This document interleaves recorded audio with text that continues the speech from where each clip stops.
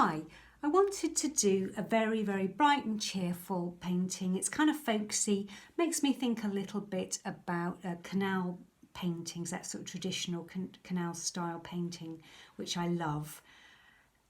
It's built up of layers of acrylics, so just basic acrylics that you can get. These are not expensive, and some chalks. So I've got a few chalks here. And I will talk you through those as we go along. But you will need to get together to start with. This is a nice piece of cartridge paper. I use either any sort of cartridge paper really. I often use wallpaper, lining paper, quite heavy duty lining paper, because it's just really cheap and it's good to paint on. Okay, I'm using these two brushes, so I've got quite a fat brush there and then just an ordinary kind of thinner brush, and you'll see I'm mixing my acrylics on a plate. Okay, so that's a little bit to start with. Right, so how am I going to arrange this on a page? So I've got the bigger poppies. I was thinking as well, you know, the gardens at the moment are full of poppies and wild roses, and that's just a complete joy to see. So I'm going to start us off by drawing out where I'm going to put, quite like things coming off the page. So I might have a big poppy there, maybe a big poppy there. So mostly this, we're kind of got these big poppies, maybe another one coming off the page there, another one there. Now I've got smaller spaces for my wild roses. They're a little bit smaller, so 1, 2, 3. I could have one going off the page there. Okay, now you'll see I've got yellow. I'm putting yellow acrylic down first. Just put that there.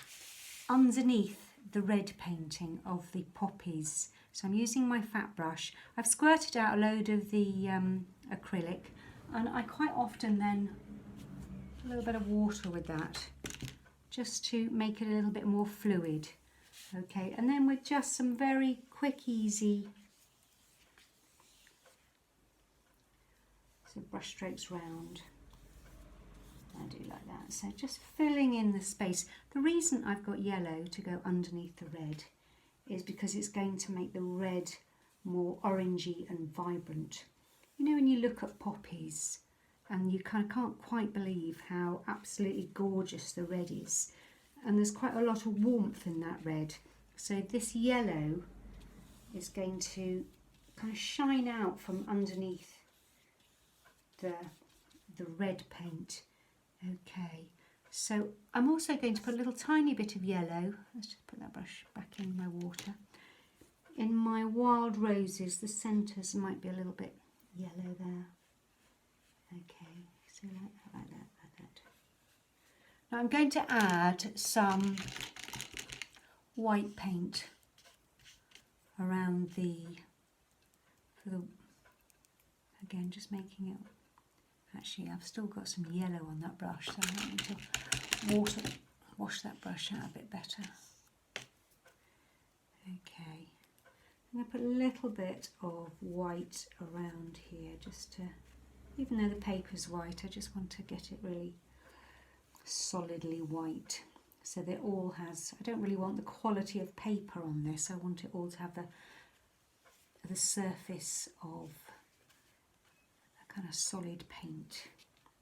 So it's not like a watercolour where you've got the paper shining through.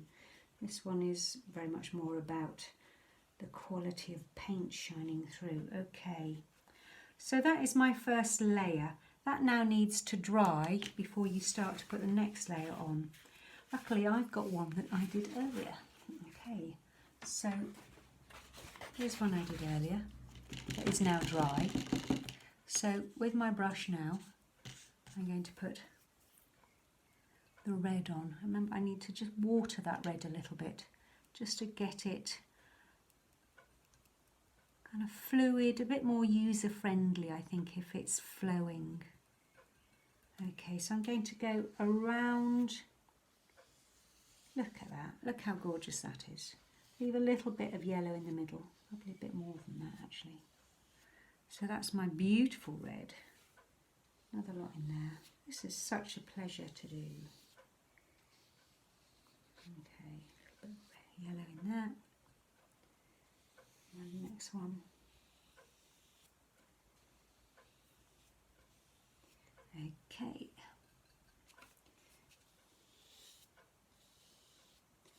Yeah, so these brushes you should be able to pick up in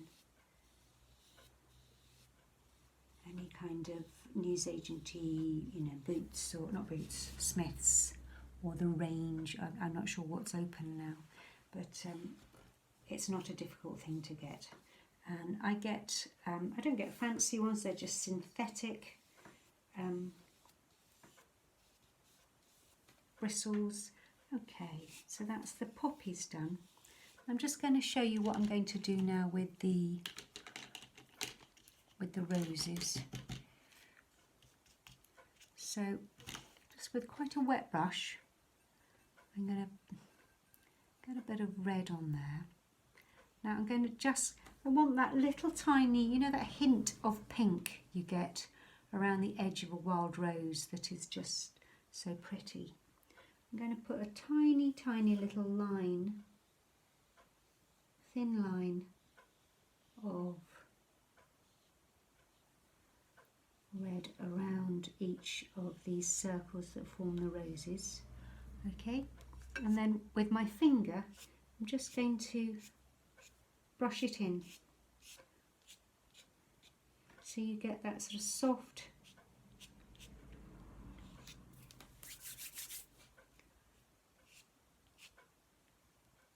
just towards the centre, so it kind of radiates towards the centre. Okay, let's just see, can you see that? Little soft lines coming in. Okay, I'll just do another one just so that we know we've got it. So, a little bit of quite watery red.